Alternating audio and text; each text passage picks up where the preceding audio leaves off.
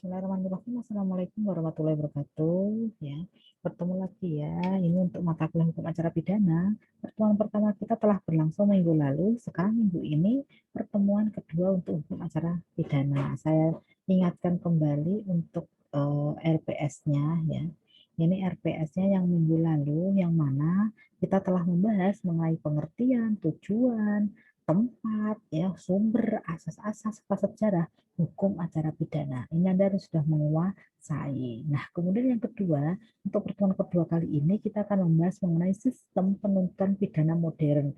Bagaimana negara yang tidak menganut oportunitas, seperti apa negara yang menganut asas oportunitas, negara yang menganut asas legalitas, seperti apa.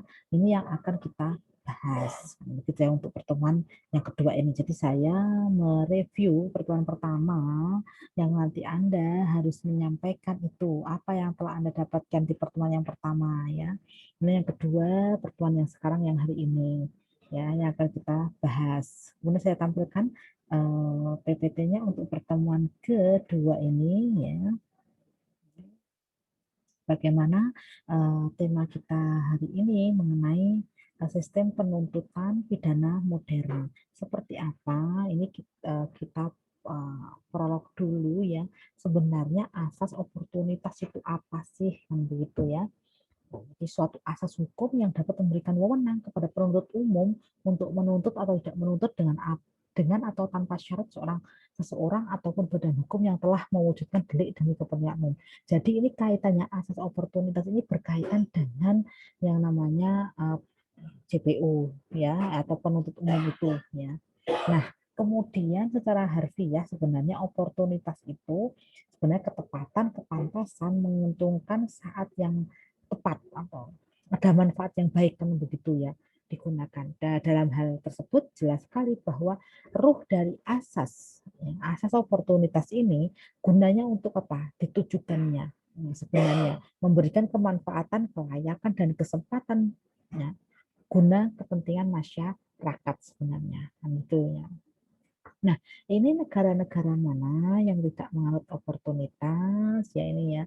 Kita lihat bahwa sistem penuntutan negara-negara yang menganut Anglo-Saxon ya itu secara tegas menyatakan tidak menganut sistem asas oportunitas ya.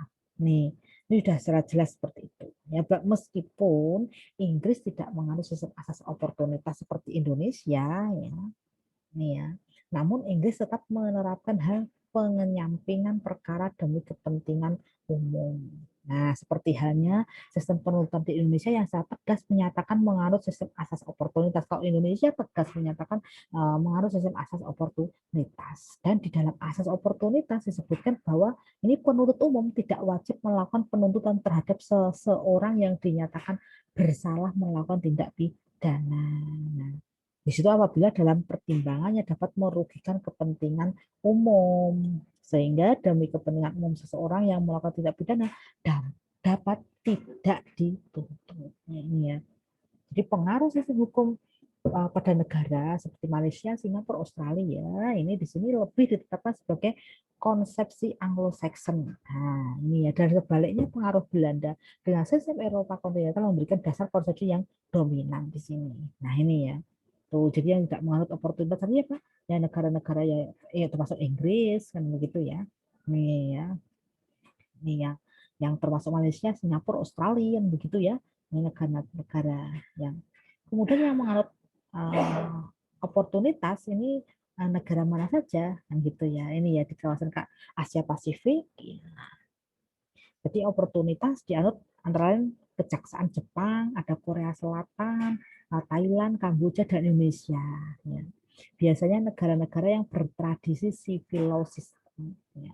Tuh, ya nih. Jadi kemudian yang mengenai asas legalitas ya sudah sering ya pasti Anda mendengar asas legalitas kan begitu ya. Ini sudah ditegaskan ya dalam KUHP pasal 1 ayat 1 serta ayat 2-nya. Bagaimana di situ pasal 1 ayat 1 KUHP mengatur tiada suatu perbuatan dapat dipidana kecuali atas kekuatan aturan pidana dalam perundang-undangan perundangan yang telah ada sebelum perbuatan dilakukan, kan begitu. Sedangkan ayat 2-nya mengatur bahwa jika sesudah perbuatan dilakukan ada perubahan dalam perundang-undangan, itu dipakai aturan yang paling ringan bagi terdakwa.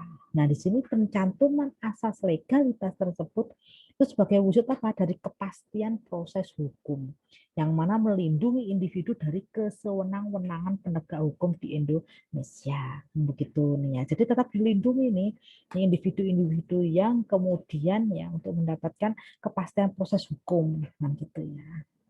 Nih, nah, negara mana yang menganut asas legalitas? Ya, jika dilihat dari situasi dan kondisi lahirnya asas legalitas, maka asas tersebut adalah untuk melindungi kepentingan individu, nah gitu ya. Sebagai ciri utama tujuan hukum pidana, menurut aliran klasik ya ini ya. Nah, dalam perkembangannya selanjutnya asas legalitas ini disimpangi oleh atau di beberapa negara ya, antara lain Rusia, Jerman, dan bahkan Belanda itu sendiri. Nah ini ya, yang menganut asas legalitas itu salah satunya selain Indonesia adalah Korea Selatan. Ini ya, ini kira-kira ya yang untuk prolog ya, untuk pengantar kita ya nanti ya. Untuk Anda kemudian diskusi, bisa jadi mengerjakan tugas di sini ya. Nih, silakan mencari negara yang menganut asas legalitas ya. Selain yang telah Anda, yang sudah saya sebutkan tadi ya. Selain itu loh ya. Kemudian di situ ada persamaan dan perbedaan. Nah, buat itu ya, terkait asas legalitas yang dianut oleh Indonesia dengan negara yang Anda cari tersebut, misalnya negara X kan gitu. Nah, Anda buat dalam bentuk tabel ya, asas persamaan ya. Kemudian ada perbedaan, tabel yang kedua. Nah, ini ya. Kemudian nanti bisa sama Anda buat video ya, Anda upload di YouTube seperti ini ya, supaya nanti kita bagaimana bisa menyampaikan ya. Anda bisa berproses untuk menyampaikan apa yang telah Anda baca, apa yang telah Anda pahami atau Anda ngerti lah kan gitu ya.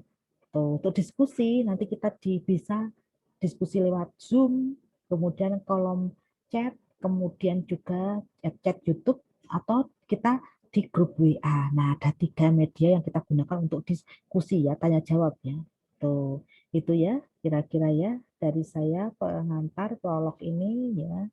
Nah, ini yang sedikit ini semoga bermanfaat. Ini hanya saya sebagai pemanasan saja, prolog dari saya untuk Anda bisa follow up di pertemuan kedua ini di mata kuliah hukum acara pidana. Terima kasih. Assalamualaikum warahmatullahi wabarakatuh.